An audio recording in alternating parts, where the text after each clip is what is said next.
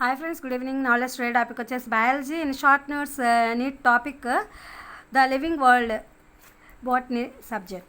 Growth. First of all, growth discussion. This part. It is the increase in number and mass of cells by cell division. In plants, growth continues throughout their lifespan. In animals, growth is only up to a certain age. However, cell division occurs to replace lost cells. Basically, growth is the increase in mass and size.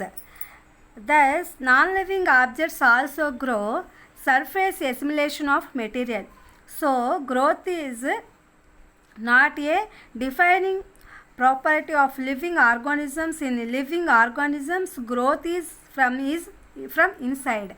Next, reproduction. Number 2, reproduction. It is the production of pregnancy having features similar to those of parents.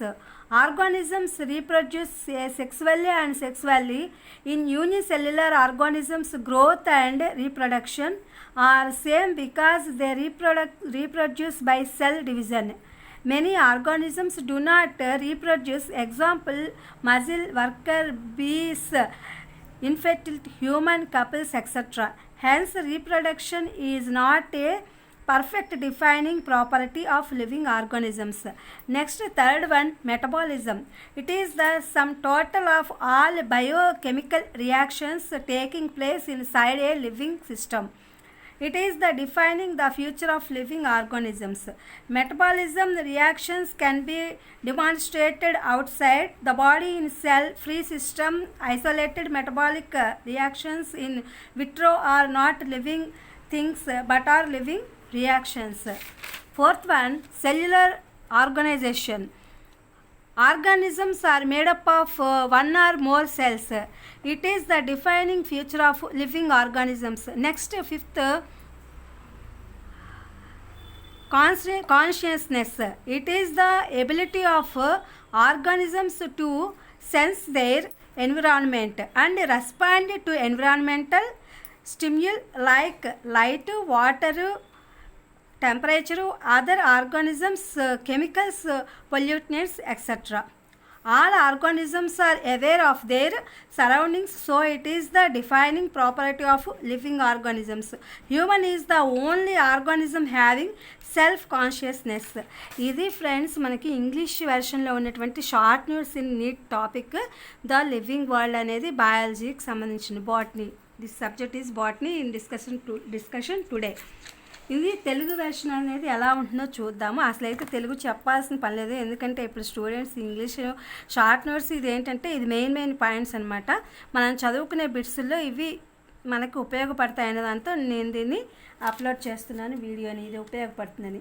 పెరుగుదల first point, మనం growth అనే దాని గురించి తెలుసుకుందాము. ఈ పెరుగుదల అనేది కణ విభజన ద్వారా ఆ సెల్ యొక్క సంఖ్య మరియు వాటి యొక్క ద్రవ్యరాశిని బట్టి అది ఉంటుంది, డివిజన్ చేయబడుతుంది. ఏదైనా సరే ఒక కణంతో మొదలయ్యి అనేక కణాలుగా అది విభజన చెంది అప్పుడు ఆ జీవి అనేది ఏర్పడుతుంది అనమాట. అసలు ఏదైనా సరే అలాగే మొక్కల్లో వీటి జీవితకాలం అనేది నిరంతరాయంగా వాటి యొక్క పెరుగుదల అనేది మొక్కల్లో ఉంటుంది. అలాగే యానిమల్స్లో వాటిలో వచ్చేసరికి ఇవి ప్రాథమికంగా పెరుగుదల అనేది ఒక నిర్దిష్ట వయసు వరకు, ఏది యానిమల్స్లో హ్యూమన్స్లో ఒక నిర్దిష్ట వయసు వరకు అది వచ్చేసేసి సెల్ డివిజన్ ఎంతవరకు పెరగాలో, ఎంత ఏజ్ వరకు పెరగాలో అక్కడి వరకు పెరిగి అది ఆ కణాలు అనేవి తర్వాత అవి కోల్పోతాయి అనమాట. ఇక పెరిగే యొక్క కణాలు కోల్పోయి మిగతావి భర్తీ చేయడం అనేది అది సంభవిస్తుంది ఆ జీవుల్లో. ఎందులో?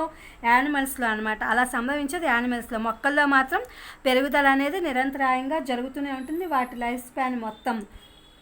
అలాగే కొన్ని కణాలు అనేవి ఎప్పుడు కూడా పెరుగుతూనే ఉంటాయి, కాబట్టి అవి కొన్ని కణాలు అనేవి వృద్ధి చెందుతూ ఉంటాయి. అలాగే జీవ వ్యవస్థలో జీవుల గురించి సరిగ్గా నిర్వచించడం అనేది జరగదనమాట. ఎందుకంటే కొన్ని మొక్కల్లో ఉంటాయి, కొన్ని యానిమల్స్లో ఉంటాయి, కొన్ని రకాలైనటువంటి ఇన్సెక్ట్స్లో ఉంటాయి, ఇన్ని రకాలుగా ఉంటాయంట. కాబట్టి గ్రోత్ అనేది ఒక్కొక్క దాంట్లో ఒక్కొక్క రకంగా ఉంటుంది. ప్లాంట్స్కి ఏమో లైఫ్ స్పాన్ అనేది పెరుగుదల అనేది ఎప్పుడు ఉంటూనే ఉంటుంది. హ్యూమన్స్కి, యానిమల్స్కి వాటికి వచ్చేసరికి మాత్రం పెరుగుదల అనేది ఒక వయసు వచ్చేసరికి ఆగిపోవడం జరుగుతుంది. అలాగే ఇన్సెక్ట్స్ అలాంటి వాటిలో ఏంటంటే పెరుగుదల ఉంటుంది, కొన్ని వాటిలో ఉండకపోవచ్చు అనమాట. ఇన్సైడ్ ఇంక్రీజ్ అనేది జరుగుతుంది, అవుట్ సైడ్ ఇంక్రీజ్ అనేది కూడా ఉంటుందన్నమాట. నెక్స్ట్ వచ్చేసేసి మనం రీప్రొడక్షన్. ఈ రీప్రొడక్షన్ వచ్చేసరికి మనకి తెలుసు సంతానోత్పత్తి, ప్రత్యుత్పత్తి, పునరుత్పత్తి ఇవన్నీ కూడా రీప్రొడక్షన్లో వస్తాయి. ఇవేంటంటే ఇవి తల్లిదండ్రులు ఎలాగైతే ఉన్నారో ఆ యొక్క లక్షణాలు కలిగి ఉన్న సంతానం అనేది ఉత్పత్తి చేయగలుగుతాం అనమాట. యానిమల్స్, హ్యూమన్స్ ఇవన్నీ కూడా బర్డ్స్ ఏవైతే ఉన్నాయో అవి వాటి పోలికలతో సంతానాన్ని ఉత్పత్తి చేస్తాయి. అలా జీవులు అనేవి లైంగికంగా అలైంగికంగా కూడా ఉత్పత్తి అనేది జరుగుతుంది. జీవుల్లో లైంగికంగా జరిగే జీవులు కొన్ని ఉంటాయి, అలైంగికంగా జరిగే జీవులు కొన్ని ఉంటాయి. అలాగే యూనిసెల్యులర్ జీవుల్లో పెరుగుదల మరియు పునరుత్పత్తి అనేవి ఒకే విధంగా ఉంటాయి. యూనిసెల్యులర్కి చెందినటువంటి జీవుల్లో ఇవి ఒకే రకంగా ఉంటాయి, ఎందుకంటే అవి కణ విభజన ద్వారా పునరుత్పత్తి అనేది చేస్తాయి కాబట్టి, సెల్ డివిజన్ ద్వారా అవి పునరుత్పత్తి చేస్తాయి కాబట్టి. అలాగే అనేక జీవులు అంటే ఏంటంటే మనం పుట్టలు, అలాగే కార్మికులు, బీస్ అంటే తేనెటీగలు, ఇవి వంధ్యత్వానికి అంటే వంధ్యత్వం అని చెప్పంటారు, వంధ్యత్వానికి అలాగే ఇవి పునరుత్పత్తి చెందవన్నమాట, వంధ్యత్వానికి లోనైనవన్నీ కూడా. అలాగే కోళ్ళ పునరుత్పత్తి అనేది జీవుల యొక్క పరిపూర్ణంగా నిర్వచించే ఒక అస్తిత్వం లాంటిది అని చెప్పి చెప్తున్నారనమాట. నెక్స్ట్ వచ్చేసి metabolism. Metabolism means in Telugu జీవక్రియ. ఇది జీవ వ్యవస్థలో జరుగుతున్న అన్ని జీవరసాయన ప్రతి చర్యలకి కూడా మొత్తం అంతా కలిపి మనం మెటబాలిజం అని చెప్పి అంటాం. ఇవి జీవక్రియలు. ఇది జీవుల భవిష్యత్తును కూడా నిర్ణయిస్తుంది అని చెప్పి చెప్తున్నారు. Defining feature of living organisms.